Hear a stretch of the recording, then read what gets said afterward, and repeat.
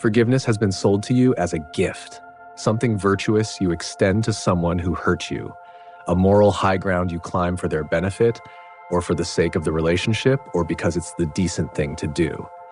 The actual research on what forgiveness does mechanically to the person doing the forgiving tells a much less noble and far more useful story. And once you understand what forgiveness actually is at a psychological level, the question of whether the other person deserves it stops being the relevant question at all. What unforgiveness actually costs. Start with what's happening while you're not forgiving someone, because that state isn't neutral. It isn't simply the absence of resolution quietly waiting in the background. It's an active process, one that keeps running, using resources, long after the original event is over. Psychologist Susan Nolen-Hoeksema's research on rumination, the tendency to repetitively replay distressing events and their causes, found that this pattern of sustained mental rehearsal carries real, measurable costs, independent of the original event itself. Her work, focused initially on depression, established that people who ruminate on negative experiences show longer and more severe depressive episodes than people who don't, and that rumination functions less like processing and more like a loop that resists resolution, replaying the same material without producing new insight or closure, simply repeating the injury internally on schedule without the other person needing to do anything further. Grievance held without forgiveness tends to function as a specific chronic form of this rumination. Every fresh replay of the event, walking past the place it happened, hearing the person's name, remembering the specific sentence they said, reactivates something close to the original stress response. This is the part almost never explained clearly. The nervous system has limited ability to distinguish between a threat happening in the present and a vivid, detailed memory of a threat being replayed with full emotional intensity. Sustained resentment means voluntarily re-triggering that response, repeatedly, on a schedule set entirely by your own memory, while the person who caused the original injury may not be thinking about it at all. Fred Luskin's research and what it actually shows. Psychologist Fred Luskin, director of the Stanford Forgiveness Projects, has run a series of studies over more than 2 decades, measuring what happens when people are taught structured forgiveness methods, rather than simply being told to forgive and left to work out how.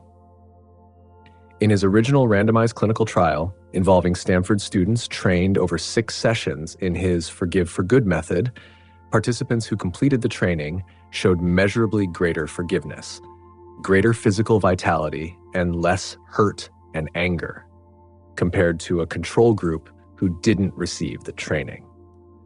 In a separate application of the same method, Luskin's team worked with Protestant and Catholic participants who had lost family members to the sectarian violence in Northern Ireland, teaching forgiveness training at Stanford, and recorded a 40% decline in depression symptoms among participants following the training. It's worth being precise here about what this research does and doesn't establish, since forgiveness research has occasionally been overstated in popular coverage. Luskin's own academic profile is direct on this point. No controlled study has definitively demonstrated that forgiveness training causes specific downstream physical health outcomes, positive or negative, in the way, for instance, that quitting smoking has been shown to reduce cardiovascular risk. What the research does establish consistently and across multiple studies is the psychological layer.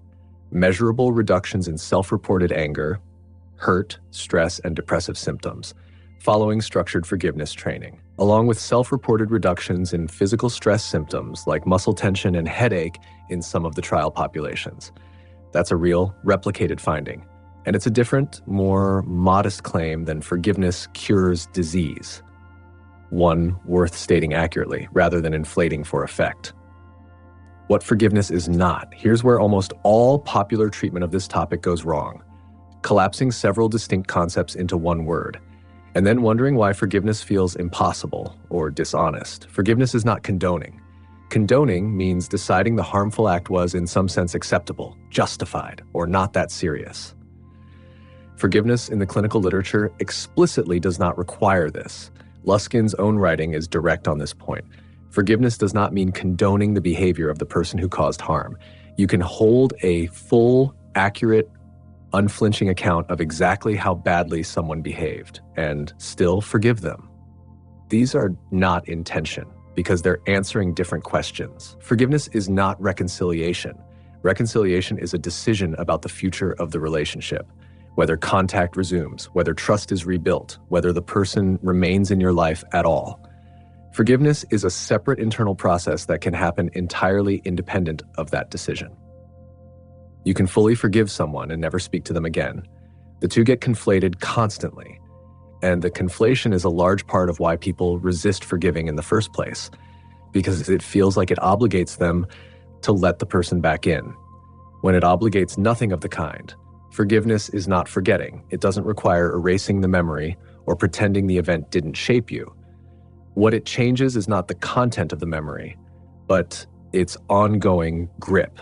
Whether recalling it still reliably detonates the same intensity of anger and hurt each time, or whether it's become something you can recall accurately without it re-triggering the full original charge. The REACH model: forgiveness as a cognitive process, not a feeling. Psychologist Everett Worthington developed one of the most extensively researched structured approaches to forgiveness, known as the REACH model. And what makes it useful for this discussion is that it treats forgiveness as a sequence of cognitive steps, rather than a spontaneous feeling you either have or don't.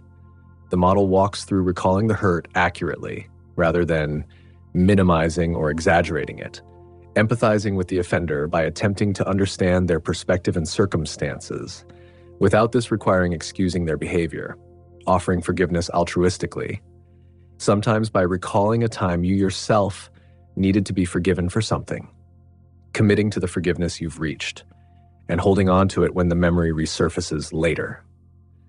Since forgiveness reached once often needs to be actively maintained against the pull of rumination described earlier. Worthington's research, along with subsequent multi-site randomized controlled trials testing structured REACH interventions internationally, has found this stepwise approach measurably more effective at producing durable forgiveness than simply advising someone to let it go or move on, precisely because it treats forgiveness as something closer to a skill built through specific cognitive work, rather than a mood that either descends or doesn't. Narrative restructuring: what's actually being changed. A commonly used technique in forgiveness-focused therapy, sometimes called the empty chair technique, involves the person addressing an imagined version of the person who hurt them, out loud, in a therapeutic setting, saying directly what was never said in the actual relationship. The mechanism worth understanding here isn't magic, and isn't really about the other person at all, since they're not actually present. What's happening is a form of narrative restructuring, taking an internal account of the event that has been left open, unprocessed, replaying on a loop precisely because it never got a coherent ending and giving it a deliberate, constructed conclusion. This connects to the same territory covered by psychologist Dan McAdams's broader work on narrative identity, the idea that unresolved chapters in a person's internal story keep demanding attention specifically because they're unresolved, and that giving a chapter a deliberate ending, even a constructed, imagined one, changes how it functions in ongoing memory. From an open loop still generating stress responses on replay, to a closed one that can be recalled without re-triggering the same intensity every time. The selfish case for forgiveness. Put all of this together, and the entire moral framing this video opened by rejecting turns out to have been aiming at the wrong target the whole time. Forgiveness was never primarily a transaction with the person who hurt you. The rumination research shows the nervous system paying a real, ongoing cost for sustained resentment, a cost extracted from you on your own schedule, regardless of what the other person is doing with their time. Luskin's research shows structured forgiveness training producing measurable reductions in that cost, specifically in the person doing the forgiving, not in the offender. Worthington's REACH model shows forgiveness is a sequence of cognitive work a person can undertake unilaterally, without the other person's participation, apology, or even knowledge. And the clarification between forgiveness, condoning, and reconciliation shows that none of this requires deciding what the other person did was acceptable, or letting them anywhere near you again. Which means the question so many people get stuck on, does this person deserve my forgiveness? Is answering a question forgiveness was never actually asking. Forgiveness, understood this way, isn't a verdict on them at all. It's a decision about which loop you're willing to keep running in your own head, on your own time, at your own physiological expense, for however many more years you leave it unresolved. Closing. So the next time forgiveness feels impossible because the person doesn't deserve it, notice that the sentence itself is answering the wrong question. Deserving was never the mechanism. The mechanism was always what happens inside you. Every single time the memory replays, whether or not the person who caused it ever knows, ever apologizes, or ever thinks about you again. You were never really deciding what they deserved. You were deciding how many more times you were willing to relive it.